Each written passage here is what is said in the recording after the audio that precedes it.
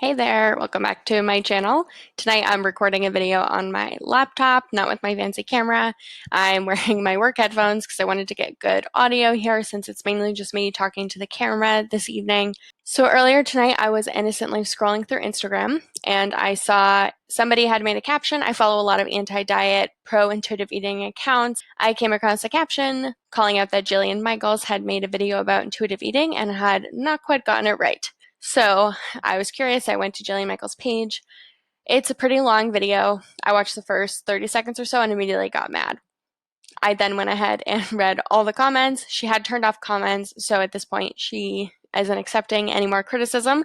She clearly didn't like being called out, but a lot of people were calling her out and she was fighting with them. She said some interesting things in the comments that we'll get to. Of course, I took screenshots of everything, but I just wanted to have my first go through here, just be like a reaction of what I'm seeing. And I, of course, won't share the entire thing because it is a pretty long video. So I will keep the highlights in and then we'll get to what was in the comments and kind of overall what I think a lot of mainstream fitness people are getting wrong about intuitive eating. So let's dive in. All right, let's go. Okay, squad, today's video is about intuitive eating. The 10 principles of intuitive eating, all right? So I thought we'd go over them one at a time. The first one is reject the diet mentality. If you allow even one small hope to linger that a new and better diet or food plan might be lurking around the corner, it will prevent you from being free to rediscover intuitive eating. I don't know what's happening with that. I don't fully understand. Like, if you're talking about fad diets, like, by all means, yes, abandon it. If we're talking about diet as in what it actually means, what we eat regularly on a regular basis. Is she playing dumb that the rejection of a diet doesn't mean what you eat every day? There's a difference between using the word diet to describe I'm restricting food to lose weight and this is what I eat in my diet. She's playing dumb to get her point across. Also, keep in mind that she has made her entire career, lots of money on diet culture. So it is a direct threat to her identity. It's a direct threat to her livelihood to hear that people don't like diet culture and that it doesn't work. Like, I just don't love the whole, like, fuck you, diet mentality. Like, I just, this is where we sort of, it's like doth protest too much. You know what I mean? It's like healthy at any size. I love being a size 16. I mean, again, like, I don't care if somebody is a size 16. It doesn't mean I don't It sounds like she cares a lot. Love them, care about them, feel they're worthy or deserving, but it does mean they're not healthy. And if this is so hard to watch. I don't know if I can get through all of this. Depending on what store I'm at, I recently purchased size 16 shorts. That means I'm not healthy. Okay, Jillian Michaels, let's hear more. Honor your hunger. All right, what does that mean? Learning to honor this first biological signal sets the stage for rebuilding trust in yourself and food. All right. So the truth of the matter is when we do skip meals, right, we've talked about this, we can become overly hungry. And that's because your body is like, yo, you need to eat. Hi, I'm hungry. Hello. And it releases hunger hormones. So yeah, you don't want to miss meals. That's bad. Don't skip meals. Don't starve yourself. If you're trying to lose weight, you can keep your body biologically fed with proper foods on, I mean, as low as 1,200, which I've said is the absolute floor. Excuse me? That is not enough food. I'm getting so mad watching this. Especially if you are obese, 1,400, 1,600. I mean, most women, especially women like higher in age, shouldn't really be eating over 1,600 calories a day. Oh, okay. Thank you for the hot take, Jillian Michaels. I guess I shouldn't eat more than 1,600 calories a day. That's why I wear size 16 shorts and I'm so unhealthy. Thank you. Then we just don't need that much food. So I'm a little bit like. So she's criticizing the instruction to eat when you're hungry with saying you actually don't need that much food, so ignore your hunger cues, while acknowledging that ignoring hunger cues leads to being overly hungry, which leads to overeating. Okay. Yes, don't skip meals. Don't let yourself get overly hungry. Totally legit. But if you're trying to lose weight, guys, the whole point is to actually not eat adequate energy, but create an energy deficit so that your body goes to its fat stores, which is stored energy. Make peace with food. Okie doke. Call a truce with the food fight. Give yourself unconditional permission to eat. Holy balls. Don't do that. If you tell your... I don't know if I can finish this video. Don't give yourself permission to eat food. That build into uncontrollable cravings and often binging when you finally give in to your forbidden foods. Eating will be experienced with such intensity that it usually results in the Last Supper overeating and overwhelming guilt. I mean, I'm not religious. I have no idea what Christ ate at his Last Supper. I don't think he gorged himself. Okay, if she actually took the time to learn about intuitive eating, she would understand that the Last Supper mentality refers to this idea that if we tell ourselves, this is the last time I'm eating this food, or this is the only time I have access to this food, you will overeat because you have this idea that it's the Last Supper before everything changes. It's just a phrase. It is not religious. It doesn't actually reference what Jesus ate at the Last Supper. I don't know anything about the actual Last Supper event, but I understand what it is because I've read the book about intuitive eating and I took the time to understand it. And I recognize that Last Supper mentality was big for me. I'd buy a pint of ice cream and tell myself, I'm not buying ice cream again because I can't control myself around it. So I'm going to eat the whole pint tonight and starting tomorrow, I'll never eat it again. Now I have ice cream in the freezer and I don't even eat it every day because I know I can have it anytime I want, and I eat less of it when I do eat it because I'm satisfied with a small amount because it's not off limits. But thank you, Jillian Michaels. Continue.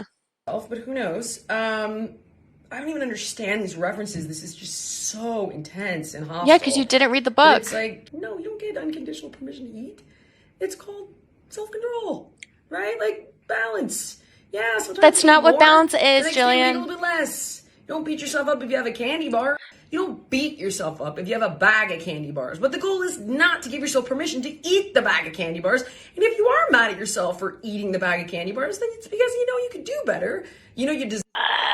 This is making me so mad. You can eat a whole bag of candy bars if you want. The thing is, you'll probably feel a little sick, and the next time you probably won't want to eat the whole bag of candy bars because you won't remember that time fondly. So you'll just have one piece of candy because you'll find that satisfying. And if it takes a couple tries of eating the whole bag of candy bars, that's fine. That's the point of exploring intuitive eating and why it takes practice. Deserve better, and you know what's better for you.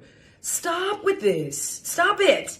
Don't give yourself unconditional permission to eat. Just like Hey, ignore her. Give yourself unconditional permission to eat, please.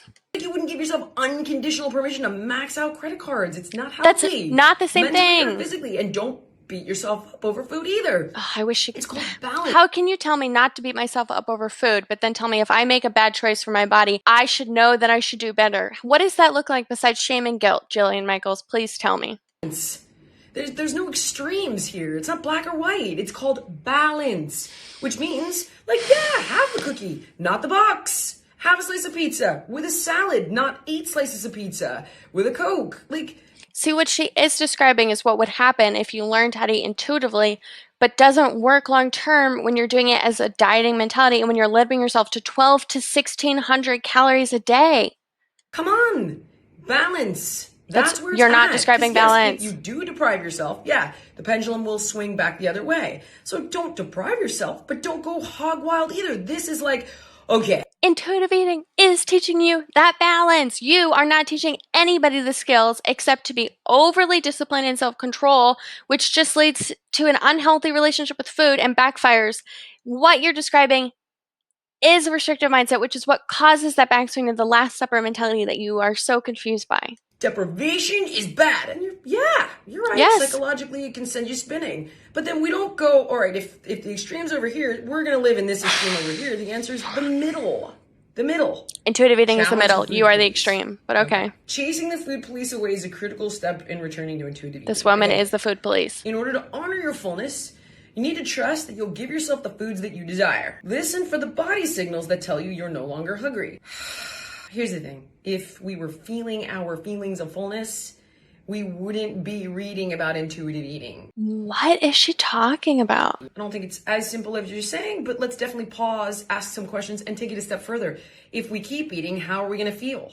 Better or worse? Like physically sick? Yes, that's what stuff, intuitive eating is. Heartburn, kind of disappointed in ourselves, which, by the way, I don't think there's anything wrong with that. We can be disappointed in ourselves if we know we can do better. Beat yourself up, think less of yourself, devalue yourself, give up and quit. No. But be like, ugh, all right, I can do better next time. Does she understand everything she just said is completely contradictory? In one sentence, she contradicted both things she said. Don't beat yourself up, but definitely be disappointed in yourself. Tell me, shame and guilt, regardless of intensity, are the same emotions. So sure, I'm not going to hurl myself out the window because I ate too many cookies, but feeling disappointed in myself for eating too many cookies is rooted in shame and guilt around food. How are you not understanding that? Oh, because you make money off people being shamed and guilty about the food and choices that they make. Anxiety, loneliness, boredom, and anger are emotions we all experience throughout life. So true. Each has its own trigger and its own appeasement. Food won't fix any of its feelings. It may comfort you in the short term, distract from the pain, or even numb you, but it won't solve the problem. And if anything, eating for emotional hunger may only make you feel worse in the long run. Ultimately, you have to deal with the source of the emotion. Okay, love this, but I mean, like, this paragraph is like a book. People, it's years of therapy. Totally agree, but it's not as simple as principle number 7, right? Like, You're going to criticize it because it takes therapy and internal work to do. Undoing all the damage that people like you have done with diet culture does take therapy. It takes a lot of work. people would give me shit constantly. Oh, the contestants, they gain their weight back. All right, 65% Oh, yeah, let's just call out that she was a trainer on The Biggest Loser. of them did. 35% of them kept it off. Of everybody who wasn't on the Biggest Loser show, the statistics for keeping weight off, 95% gain it back, 5% keep it off. So believe it or not, the contestants on Biggest Loser were actually ahead of the game. And that's why losing weight, actually very simple. Eat less, move more. Okay, but it's not that simple. Let's go back actually. Let me get my thoughts. So she's saying that on The Biggest Loser, or 65% did gain it back. That's still more than half. Almost 75% of the people who were on that show gained it back, and they had multiple professionals helping them. They had the accountability of the public knowing their story, and they still gained the weight back. And you're going to blame that on some psychological issue. If 95% of people who lose weight through dieting gain it back, dieting doesn't work. I don't know how you're not understanding that. It can't just be like, yo, don't eat when you're angry. That's like ridiculous. Just love yourself more. What, wake up tomorrow? Like, it takes work, years of working on yourself. So while this Okay, so do the work. is great, it's not as simple as this. You took something that is like a 13 or 14 long chapter book that reads like a science textbook, and you read, instead of reading the book and responding to it or doing more digging, you just found the 10 principles of intuitive eating and then criticized it for being too short.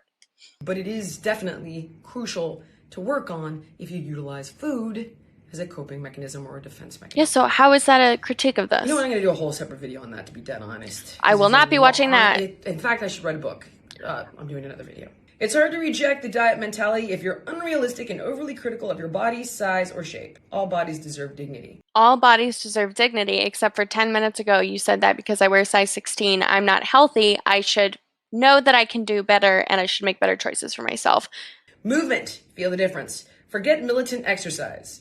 Not sure what that means. Again, maybe you could Google something or try harder to learn, but for the people watching who care, militant exercise would be something like exercising purely to burn calories. So I'm going to the gym every day, twice a day, to get on the elliptical or the treadmill and just burn calories like a little hamster. That would be militant exercise. That's not about joy, it's about burning calories. What does that mean? Look it up. Just get active and feel the difference. If you focus on how you feel from working out, such as energized, it can make the difference between rolling out of bed for a brisk morning walk or hitting the snooze alarm. Okay, I'm going to say everybody's different here. Some people want results quick. If you want results quick, then you should focus on the calorie burning types. If you want results quick, you should not try dieting because, as she just acknowledged, 95% of people who lose weight through restrictive dieting gain it back. But I will not negate that there are definitely forms of fitness that will give you far better results at a far faster pace. And if they don't intimidate you, like, why not get the great. She keeps talking about results, and it's interesting that for her, results means losing weight. And with intuitive eating, the goal is not necessarily weight loss. It shouldn't be weight loss. The goal is to feel good about yourself. Okay, last one, team. We're almost there. Honor your health, gentle nutrition. Remember that you don't have to eat perfectly to be healthy. Agree. It's what you eat consistently over time that matters. Agree. Progress, not perfection. That's what counts. Couldn't agree more. However, this is also in direct opposition to the, what was it? Eat whatever the hell you want, unconditional permission to eat.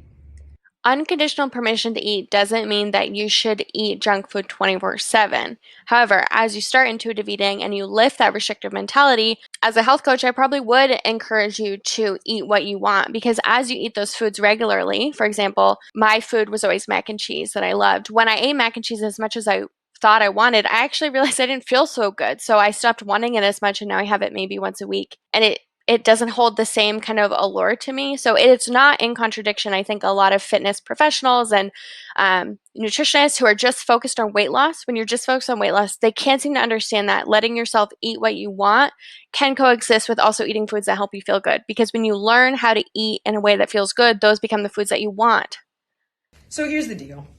I get it. Tell me the I deal, do. Jillian You know, Michaels. this is like, hey, probably written by a person that has felt absolutely crucified by diet culture, less Have you read about the than, people who wrote picked it? yourself apart, possibly had an eating disorder, most likely. Totally get it. To be You could very easily look up the authors of the intuitive eating book because you said in the comments of this post that you got this list on their website. So you could just look up the history of them if you actually cared about learning and sharing legitimate information that was informed. dead honest with you, issues like that don't just come from diet culture. They exacerbate the problem. Mm-hmm. But a lot of times they are reflective of deeper criticisms that came from way earlier on in our life. But where did those criticisms originate from? If I feel like I should be smaller because my whole life people have told me it's good to lose weight and feel smaller, the root of those comments that I internalized that created an issue for me with food is because of diet culture. So, while yes, I think it's more than just my experience with dieting caused me to hate dieting because it doesn't work, it's also that society is steeped in diet culture and creates an environment that contributes to these issues. Now, what I don't like is it does negate some of the basic science of losing weight. And the problem is that when Because the goal is not to lose weight, you can't understand why someone could be happy at a size 16, and that's a poor reflection on you and not a poor reflection on me. but if we just let them lose weight in a healthy way with the right information, then we wouldn't have to feel like a loser with diet culture.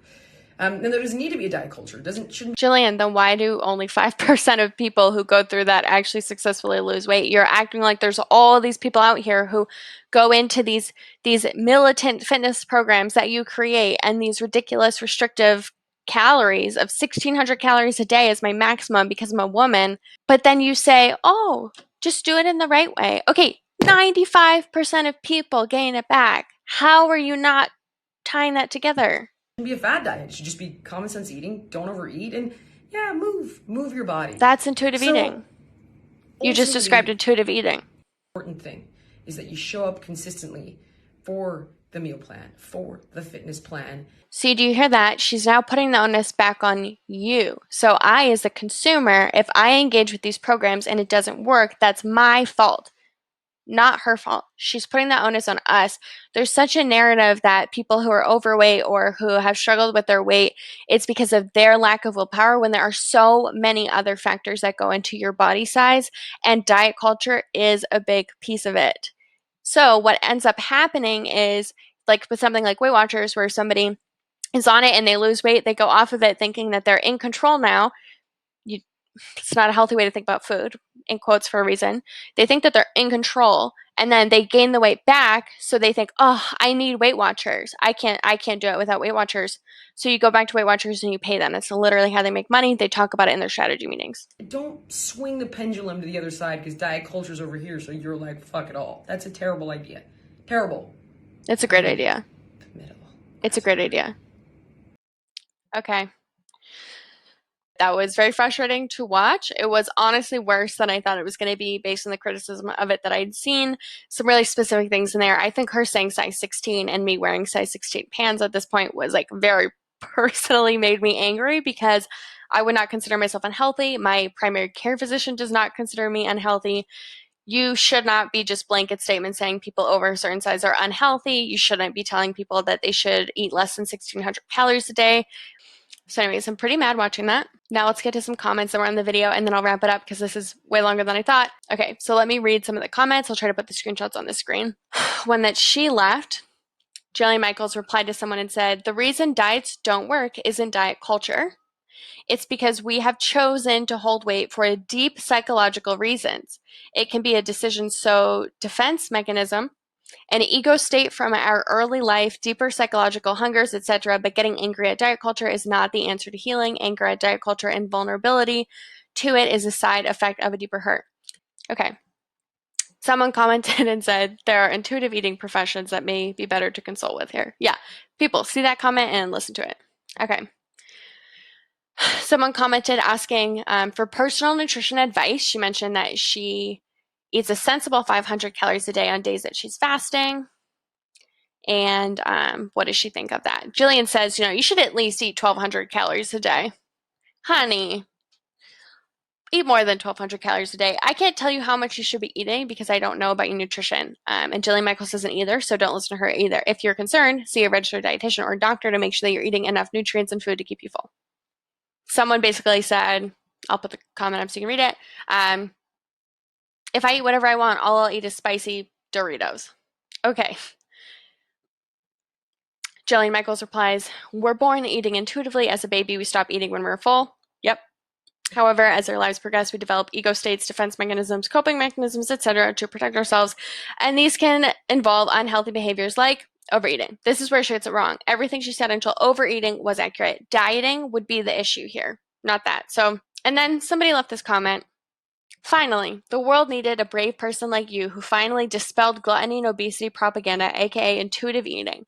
You're literally saving people's lives, providing them with the information that may save them from this extremely toxic cult. I would argue that the toxic cult is diet culture. We're not saving anybody's life by encouraging them to restrict food or ignore hunger cues, like Jillian Michaels is suggesting in her video. If you consistently eat past the point of fullness, that's not intuitive. Stopping when you're full because your body has said, hey, I'm full, and you're saying, this food won't be enjoyable anymore. I probably don't need it. That's intuitive eating. And there is a period of adjustment as you figure out where that point is, especially if dieting has messed up your hunger and fullness cues. It takes some time to get back there, but intuitive eating explicitly does not encourage overeating. It actually teaches you to prevent yourself from overeating. So this is just more misinformation about what intuitive eating really is. And it's frustrating that it's kind of getting this. Some people use that as a weight loss propaganda. Oh, I'll help you lose weight through intuitive eating. That's not real.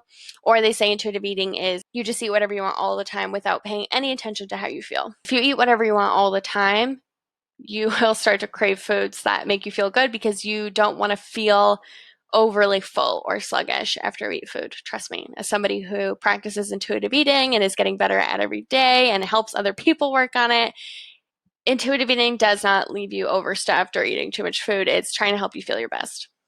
All right. In summary, Jillian Michaels has made a career out of diet culture and helping people lose weight, even though she herself acknowledged that people don't typically successfully, sustainably lose weight through diet culture. I really wanted to react to this because I think it's important that we combat misinformation about intuitive eating so that it doesn't become shrouded in doubt and negativity and misinformation. So I'd be curious to know if you enjoyed watching this. If there's anything else you'd like me to react to, I would be happy to check that out. Thank you for stopping by. Make sure that you subscribe. Thank you for watching. And if you're interested in chatting about intuitive eating or you have any questions about it, I put my email in the comments and I have my website linked as well as my Instagram where I'm mostly active throughout the day. I'd be happy to answer any questions you have if there's anything in here that you're not sure about or want clarification on.